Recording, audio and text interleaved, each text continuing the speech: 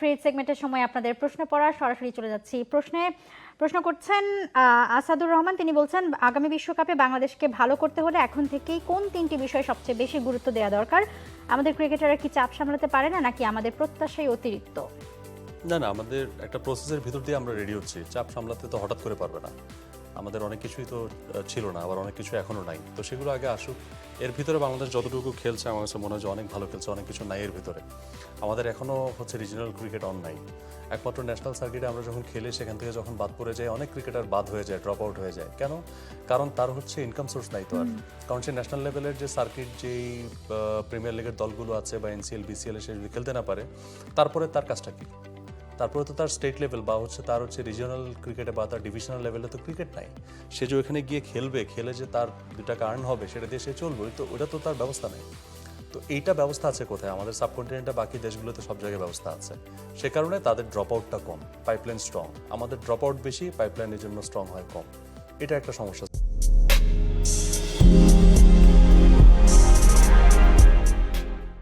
So অনেক কিছু নাইয়ের ভিতরে কিন্তু বাংলাদেশ খেলছে। সো এই মুহূর্তে যদি আপনি বলেন যে কোন দিকে সবচেয়ে বেশি ফোকাস দিবে বাংলাদেশ আগামী বিশ্বকাপের আগে, যেটাতে একটাতে অলরেডি টিকমার্ক পড়ে গেছে, সেটা হচ্ছে ট্রু উইকেট। ট্রু উইকেটে বাংলাদেশ অলরেডি প্রিপারেশন নেওয়া শুরু করেছে, হোয়াইট ওয়াশ করেছে, সিরিজ জিতেছে, অস্ট্রেলিয়াকে হারিয়েছে। That's the very good sign. ODI world cup বিবেচনায় টি-20-র হিসাব কিন্তু আলাদা। আরেকটা ব্যাপার হচ্ছে চেইজে বাংলাদেশকে আরেকটু স্ট্রং হইতে হবে। অনেক সময় একটা লম্বা চেইজ থাকলে মাঝপথে আমরা খেয়ে হারিয়ে ফেলি, উইকেট পড়লে টপটপ করতেই থাকে। ওই যে একটা পুরনো একটা ব্যাপার, এটা আমাদের এখনো অনেক সময় দেখা দেয়। সো ওই জায়গাটা আমার কাছে মনে হয় আর একটু স্ট্রং হওয়া উচিত। আর স্লগ ওভার রান রেট, এটা আমার কাছে মনে হয় যেটা একটু বাড়ানো উচিত। আপনি 40 ওভার পর্যন্ত টিকলেন, আপনার হাতে উইকেট আছে, সো ওই শেষ 10টা ওভার আপনি এমনভাবে রান তুলবেন যাতে প্রতিপক্ষের ক্যালকুলেশনটা আপনি একদম নষ্ট করে দিতে পারেন। সো ওই 10 ওভার অথবা শেষের 5 ওভার রান কিন্তু আমরা তুলতে পারি না, তখন আরো উল্টো গিয়ে রান রেট কমে যায়। হ্যাঁ, সেটা হয়। দেখা যায় উইকেট বাঁচানোর জন্য তখন খেলতে খেলতে ওই মুহূর্তটাতে হ্যাঁ, রান নেওয়া হয় পাকিস্তানের না। সাথেই তো ওই যে আমি একবার বললাম না যে তখন কিন্তু তাওহিদ হৃদয় ছিলেন, 12 বলে 12 রান হয়েছে, কোনো চার নাই, ছক্কা নেই, শেষ 12 বলে। তো এখানে বাংলাদেশের ওই রানটা আমরা এক্সপেক্ট করছিলাম যে আরো অনেক বেশি হবে। ডেফিনেটলি।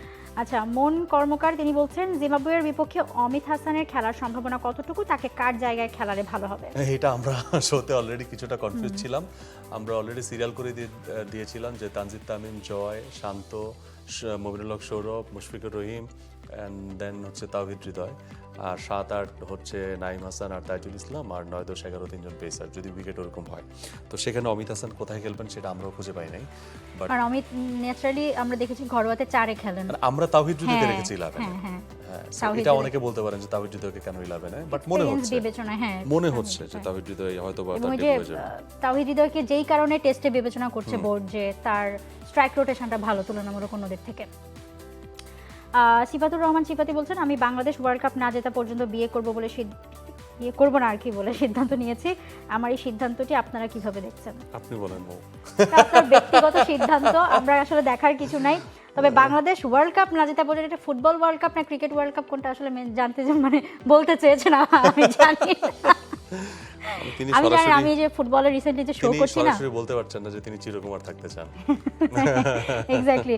আমি ওই যে রিসেন্টলি ফুটবলের শো করছি, তো সেখানে ধরেন গেস্টরা যারা আসে তাদেরকে আমি এই পপুলার কোয়েশ্চেনটা খুব করি সবাইকে, যে দর্শকরা করে এটা, ক্রিকেট শো তো অনেকবার করেছে, যে বাংলাদেশ ফুটবল বিশ্বকাপে আগে কোয়ালিফাই করবে না ক্রিকেট বিশ্বকাপ আগে জিতবে?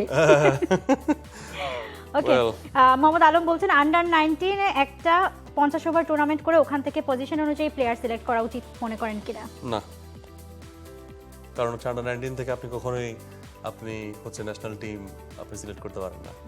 আন্ডার-19 থেকে আন্ডার-19 শেষ, তারপরে ভাই আরো অনেক প্রসেস বাকি আছে। আপনার এই দলের খেলা বাকি আছে, আন্ডার-23 খেলা বাকি আছে, এইচপি রয়েছে, বহুত দূর।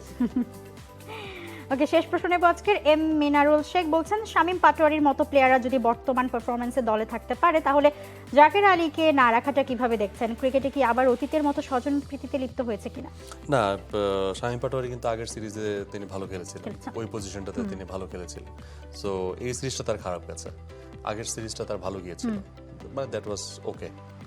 বাট এই সিরিজের ব্যাপারে এই পারফরমেন্সের পরে তার সাথে কি কথা হবে সেটা দেখার বিষয়, বা তিনি কিভাবে প্রিপেয়ার্ড হন, বা বোর্ডের সাথে তার কি আলাপ হয়, বা টিম ম্যানেজমেন্টের সাথে তার কি ধরনের আলাপ হয়েছে, এটা আমরা জানি না। তবে আগের সিরিজটা সাপেক্ষে তার এই সিরিজে জায়গা পাওয়াটা একদমই জাস্টিফাইড। এটা নিয়ে নো ডাউট। জাকের আলী অনেকের যে সমস্যাগুলো হচ্ছিল, তারও তো আসলে ব্যাড টাইমই যাচ্ছিল, ব্যাড প্যাচ যাচ্ছিল, এবং তার শর্ট সিলেকশনের ক্ষেত্রে কিছু ল্যাকিং বা টিম অ্যানালিস্ট রয়েছেন, সেখান থেকেও কিছু ব্যাপার কিন্তু তাকে ধরিয়ে দেওয়া হয়েছে। সো ওই জায়গাগুলো তিনিও ডেভেলপ করার চেষ্টা করছেন। তার রেঞ্জ অফ শর্টস বাড়ানোর কিছু ব্যাপার আসলে আমরা যতটুকু শুনেছি সেগুলো তাকে বলা হয়েছে, এগুলোও তিনি কাজ করছেন। তবে এটা ভাবতে খুব অবাক লাগে, 3টা ফরম্যাটেই যিনি ছিলেন, মানে একটা ফরম্যাটের ক্যাপ্টেন্সি সহ, সেখান থেকে 3টা ফরম্যাটই নাই। এইটা খুবই, আমি জানি না যে জাকের আলী অনেক তিনি কিভাবে ব্যাপারটা নিয়েছেন।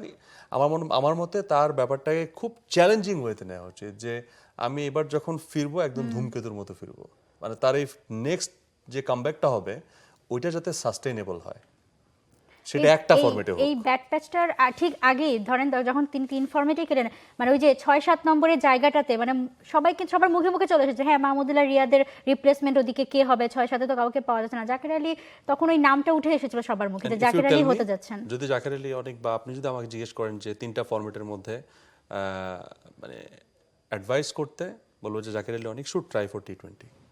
হি has extreme power for hitting, তার টি20 অ্যাপ্রোচটা খুবই দারুণ, অ্যাপ্রোচটা দারুণ, এবং অল্প বলে হাই স্ট্রাইক রেটে খেলার একটা এবিলিটি আছে। ওডিআই টেস্ট দুইটা না, দুই জিনিস। ওডিআই টেস্টে আসার জন্য আরও কিছু রেজিলিয়েন্স আমার কাছে মনে হয় তার দরকার, হয়তো সেগুলো নিয়ে তিনি কাজ করছেন। বাট টি20 কামব্যাকটা, টি20 দলটা এখন কিন্তু আনস্টেবল, টোটালি আনস্টেবল। সো এইখানে কামব্যাক করাটা ইজি হবে, এটাকে আগে টার্গেট করা উচিত। আজকের দ্য ক্রিকেট সেই পর্যন্তই। সবাইকে অসংখ্য ধন্যবাদ আমাদের সাথে থাকবার জন্য এবং ফ্রিতে কমেন্ট করার জন্য অসংখ্য ধন্যবাদ। দেখা হবে আবারও ক্রিকেটের খবরাখবর নিয়ে শনি সোম বুধ 3 দিন টি স্পোর্টসের পর্দায়। For more updates, subscribe to our YouTube channel and click on the bell icon. Follow us on Facebook and Instagram. Download T Sports app to enjoy exciting games and highlights. Visit tsports.com.